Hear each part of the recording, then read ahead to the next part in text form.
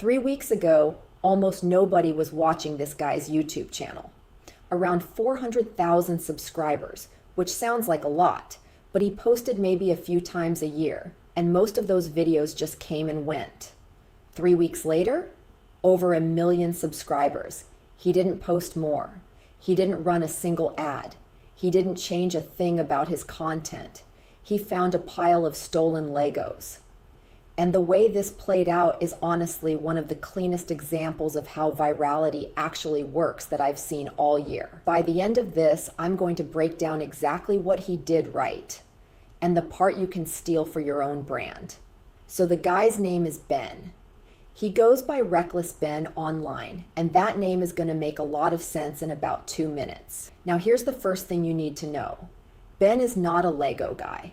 He's not part of that community at all. He's a stunt performer. He once walked a tightrope between 2 unfinished skyscrapers in LA and got the cops called on him. That's his lane. Big stunts, weird investigations. So how does a stunt guy end up famous for Legos? There's a family, a dad and his son. The dad's in his 80s, and over about 15 years, he built up this absolutely insane Star Wars Lego collection.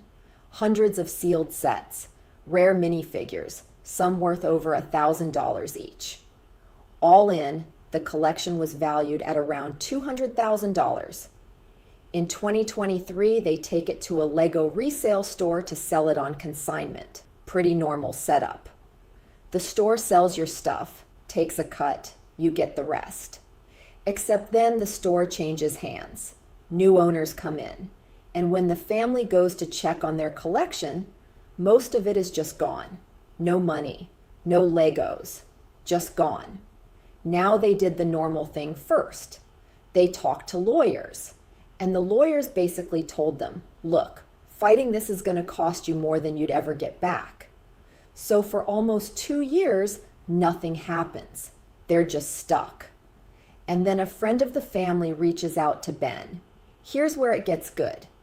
Ben gets in his car and drives 16 hours to that store. And he makes a video called, I Tracked Down the Thief Who Stole $200,000 of Lego. That one video right now has around 4 million views. But he doesn't stop there.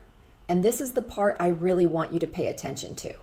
He turns it into a series, and every move he makes is more ridiculous than the last.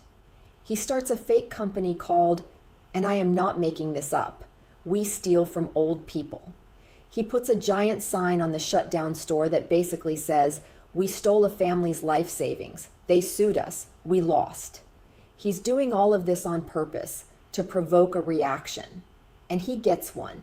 He drives out to Utah, where the parent company is based, and he gets arrested. Twice. Stalking, trespassing, the whole thing. And from inside all of this, he starts claiming the local police are protecting the company because they're all connected through the same church. And the internet runs with it. People start calling it the Mormon Mafia. The company tells a completely different story. They dispute what the collection was actually worth. They say they were the ones getting harassed and threatened. None of this is settled in court yet, and a lot of what Ben did was flat out illegal. We'll come back to that. But here's the moment it all explodes. The company decides to fight back. They sue Ben, and they send a takedown request to Patreon, where Ben makes his money, trying to get his whole page pulled down. And the CEO of Patreon, the actual CEO, makes a public video about it. And he says, after a full review, they determined that bricks and minifigs can, quote, stuff it. The page stays up. And if they don't like it, they can sue Patreon. That was the match. After that, everyone piled on. Some of the biggest creators on the internet made videos about it. The family's GoFundMe blew past $380,000. And Ben's channel went from a sleepy 400,000 subscribers to over 1 million in about 3 weeks. So that's the story. Here's the part you actually came for.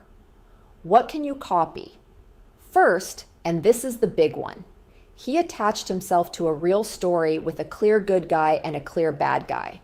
People don't share information, they share sides. The second there's an underdog and a villain, your brain wants other people to know about it too. If your content has no tension, no stakes, and nobody's taking a side, that's usually why it's not moving. Second, he didn't dump the whole story in one video.